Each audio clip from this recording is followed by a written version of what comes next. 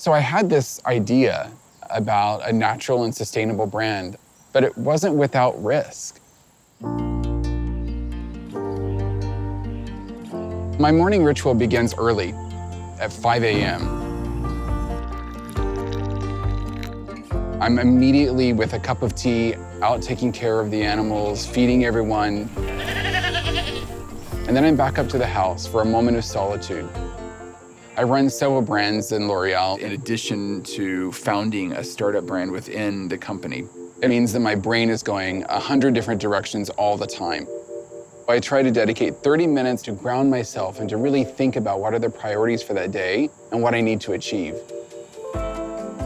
Growing up on a farm was very fulfilling, but I never completely fit in. I was a bit of a black sheep because I was so attracted to the creative worlds of fashion and art. And while studying art, I met several people who were in the beauty industry and ultimately found my home there. Later in life, I'm perhaps lost touch with those early connections to the earth. But then I had an occasion to go to work for a man who was a pioneer in the natural products movement.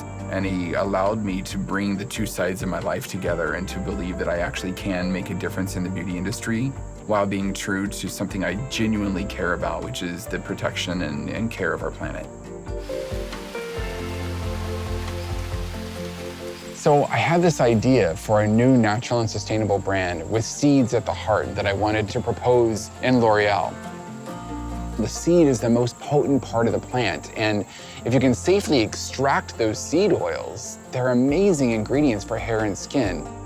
But what happens if I propose this idea and it's completely contrary to the vision that the organization had for me? What if it failed? What if it didn't work in the end?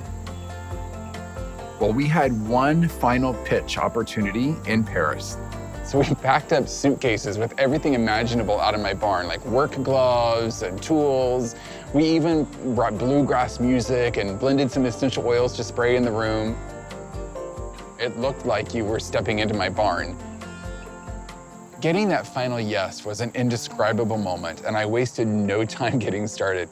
We opened a small office in Doylestown, Pennsylvania, in order to be close to the farmers who grow our seeds for us. And regardless of what the yield is, we pay for 100% of it. This way, they can always count on that income. One of the things that this small team has done that we are most proud of is having created the industry's first shower-safe paper bottle. If we hadn't been able to find a way to reduce the amount of plastic in our bottle, we wouldn't have launched. So we found this paper packaging, reached out to the company who had made it. We got a message saying, sorry, we're not taking new customers at this time. So we jumped on a plane, flew out to Northern California, knocked on the door and said, we are not leaving here until you speak to us. She was like, you are the craziest person I've ever met in my life, and I have to work with you. One of the fantastic things about starting the brand Seed and still running other big businesses is that one day I get to exercise the love that I have of the beauty industry. And then the very next day, I'm back out on the farm picking sunflower seeds to create products for seed phytonutrients. My hope for the future is that beauty and sustainable beauty are no longer considered two different things. It's just going to be beauty.